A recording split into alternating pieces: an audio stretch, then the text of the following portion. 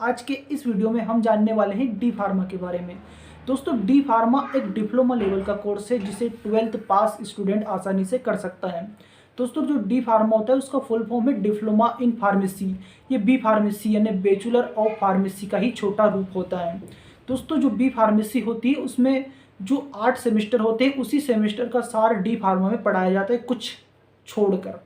दोस्तों, जो B pharmacy में 5th 6th सेम में पढ़ाया जाता है वो डी फार्मा के सेकेंड ईयर में पढ़ाया जाता है। वही जो 1 to 3 सेम में पढ़ाया जाता है वो आपको डी फार्मा के फर्स्ट ईयर में पढ़ाया जाता है। दोस्तों, वही बात करते हैं हम डी फार्मेसी करने से हमें क्या फ़ायदा होगा।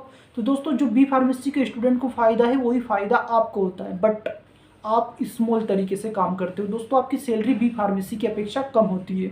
डी फार्मा करने के बाद भी आपका आसानी से कंपनी में प्लेसमेंट हो जाता है और आप अपना खुद का एक स्मॉल मेडिकल भी खोल सकते हो। लेकिन अगर वही हम बी फार्मेसी की बात करें तो बी फार्मेसी का स्टूडेंट मेडिकल खोलने के साथ साथ होल सेल का काम भी कर सकता है और बहुत ही हाई लेवल की यानी खुद की कंपनी इंडस्ट्रीज भी खड़ी कर सकता है। लेकिन डी फार्मा वाले स्टूडेंट के लिए ये सुविधा उपलब्ध नहीं होती है। डी फार्मा का स्टूडेंट एक मेडिकल खोल सकता है। दोस्तों, डी फार्मा बी फार्मेसी की अपेक्षा बहुत तेज़ी से बढ़ रहा है क्योंकि इसको करने में आसानी हो रही है और इसमें बजट भी कम लग रहा है। दोस्तों, बी फार्मेसी कंप्लीट करने में आपको 4 से 5 लाख रुपए खर्च करने पड़ेंगे। वहीं अगर आप डी फार्मा करते हो तो डी फार्मा 1 लाख से 2 लाख रुपए में आसानी से हो जाता है। दोस्तों, जो डी फार्मा होता है इसको 12th पास स्टूडेंट करते ही, ये तो आप सभी जानते ही हो। और इससे और भी क्या फ़ायदे ये भी मैं आपको बता देता हूँ। दोस्तों, डी फार्मा एक बहुत ही अच्छा कोर्स है और जिस स्टूडेंट का बजट बहुत कम है, जिनकी बी फार्मेसी करने की क्षमता नहीं है, वो स्टूडेंट डी फार्मा करके अपनी लाइफ का गोल हासिल कर रहे हैं। दोस्तों, अगर आप भी मेडिकल खोलने में रुचि रखते हो तो डी फार्मा करना आपके लिए बहुत ही अच्छा रहेगा। लेकिन अगर आप कुछ और बड़ा करना चाहते हो तो आपको बी फार्मेसी करना होगा। दोस्तों, डी फार्मा करके आप बहुत ही आसानी से जॉब प्राप्त कर सकते हो। ऐसा नहीं है कि बी फार्मेसी करने के बाद ही आपको सरकारी जॉब मिलेगी। डी फार्मा करने के बाद भी आपको सरकारी वैकेंसियों में आसानी से जॉब मिल जाएगी। दोस्तों, कहा जाता है कि अगर इंसान के अंदर काबिलियत हो तो उसे किसी भी फील्ड में भेज दो, वो उसमें सक्सेस हासिल कर लेगा। और अगर आपके अंदर भी वो सक्सेस हासिल करने का जुनून है तो घबराइए मत, आप डी फार्मा करके भी बी फार्मेसी के स्टूडेंट से आगे निकल सकते हो। ऐसा नहीं कि कंपनी में बी फार्मेसी का जो स्टूडेंट है वो आपका सीनियर ही बनेगा, हो सकता है वो आपका जूनियर बन जाए। दोस्तों, कंपनी ये मायने नहीं रखती कि कौन सी डिग्री आपने की है, वो आपका इंट्रोडक्शन, आपकी क्वालिफिकेशन देख के आपको जॉब देती है। तो इसलिए घबराने की कोई बात नहीं है। अगर आप बी फार्मेसी करने में असमर्थ हैं तो आप डी फार्मा करके भी आसानी से अपनी लाइफ को सक्सेसफुल बना सकते हो। वही दोस्तों, अब बात करते हैं कि डी फार्मा में और कौन कौन सी सुविधाएं मिलती है और कैसे क्या पढ़ाई होती है। तो दोस्तों, इसमें वो सारी सुविधाएं मिलेगी जो बी फार्मेसी के स्टूडेंट को मिलती है।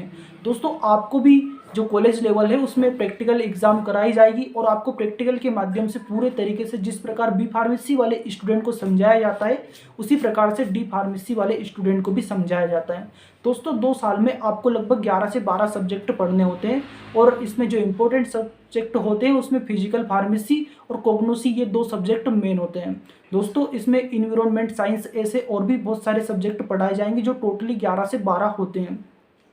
दोस्तों, डी फार्मा करना बहुत आसान है और इसकी जो एडमिशन का जो लेवल है वो भी बहुत आसान है। इसमें आप डायरेक्टली भी एडमिशन ले सकते हो या फिर काउंसलिंग के थ्रू भी एडमिशन ले सकते हो। लेकिन एक क्वालिफिकेशन ये भी है दोस्तों कि अगर 12th में आपके 50% है तभी आप डी फार्मा में एडमिशन ले सकते हो। इससे कम अगर परसेंटेज है तो आपको एडमिशन लेने में बहुत ज़्यादा मुसीबत का सामना करना पड़ेगा, क्योंकि आप भी जानते हो कि वर्तमान में कंपटीशन बहुत ज़्यादा बढ़ गया है और हर कॉलेज में सीटें मैक्सिमम ही होती है। हर कॉलेज में लगभग 100 से 150 सीटें होती है डी फार्मा के लिए।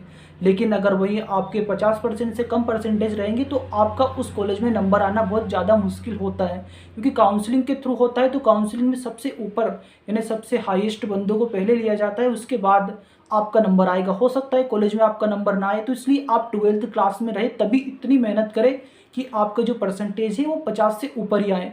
और साथ में आप जो आपके जो सब्जेक्ट हो वो भी केमिस्ट्री, बायोलॉजी, फिजिक्स या मैथ्स वाला स्टूडेंट भी आसानी से डी फार्मा में एडमिशन ले सकता है। दोस्तों, डी फार्मा में कॉलेज में आपको वही सारी चीज़ें पढ़ाई जाएगी जो बी फार्मेसी के स्टूडेंट को पढ़ाई जाती है। बिल्कुल वैसा का वैसा ही वही टीचर आपको पढ़ाएंगे जो बी फार्मेसी में पढ़ा रहे हैं।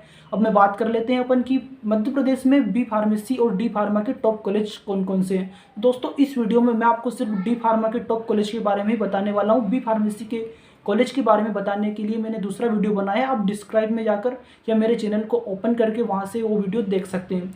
दोस्तों डी फार्मा का सबसे टॉप कॉलेज है इंदौर का modern institute of pharmaceutical science college.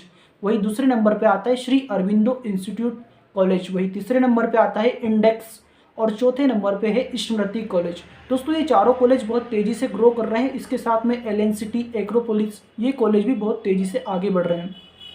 दोस्तों ये सारे कॉलेज इंदौर के हैं और मैं इंदौर में ही हूँ, इसलिए मुझे इंदौर का ही नॉलेज है। और इन चारों पांचों कॉलेज में बहुत अच्छा नॉलेज दिया जाता है डी फार्मा के बारे में। दोस्तों डी फार्मा करके आप वो सब कुछ हासिल कर सकते हो जो बी फार्मेसी का स्टूडेंट अपनी लाइफ में करता है। ऐसा नहीं कि डी फार्मा करने के बाद आपको जॉब नहीं मिलेगी, बहुत ही आसान तरीके से आपको जॉब मिल जाएगी, कोई घबराने की बात नहीं है। या फिर अगर आप मेडिकल खोलना चाहते हो तो आपके लिए सबसे बेटर ऑप्शन डी फार्मा ही होगा, क्योंकि बी फार्मा में 4 साल लगते हैं, वही डी फार्मा 2 साल में आसानी से कंप्लीट हो जाता है। दोस्तों यही यूनिवर्सिटी की बात करें तो इसमें यूनिवर्सिटी में एलएनसीटी यूनिवर्सिटी और आरजीबीबी, ये 2 यूनिवर्सिटियां बहुत अच्छी है जो डी फार्मा कराने में आपकी बहुत ज़्यादा मदद करती हैं। दोस्तों ये यूनिवर्सिटियां आपको बहुत ज़्यादा हेल्पफुल होगी डी फार्मा करने के लिए। वही अब हम लाइसेंस की बात करते हैं तो दोस्तों डी फार्मा में भी आपको वही लाइसेंस मिलेगा जो बी फार्मेसी के स्टूडेंट को मिलता है, परंतु आप डी फार्मा करने के बाद होलसेल का काम नहीं कर सकते, यानी बड़े स्तर पर अपना बिजनेस नहीं कर सकते। आप सिर्फ एक मेडिकल खोल सकते हो और उसके थ्रू ही आपको अपना बिजनेस करना होगा। ओके दोस्तों, मिलते हैं अगले वीडियो में। तब तक के लिए हमारे इस वीडियो को लाइक, कमेंट, शेयर, सब्सक्राइब कर दें। और दोस्तों आपको कोई भी बी फार्मेसी या किसी और कोर्स के बारे में जानकारी प्राप्त करना हो तो आप कमेंट बॉक्स में बता दीजिए, मैं उस पर भी एक वीडियो बना दूंगा। ओके दोस्तों, मिलते हैं अगले वीडियो में। तब तक के लिए बाय। दोस्तों लाइक, कमेंट, शेयर, सब्सक्राइब जरूर करें, क्योंकि आपका लाइक, कमेंट, शेयर, सब्सक्राइब भी हमारी मेहनत होता है। ओके दोस्तों, बाय।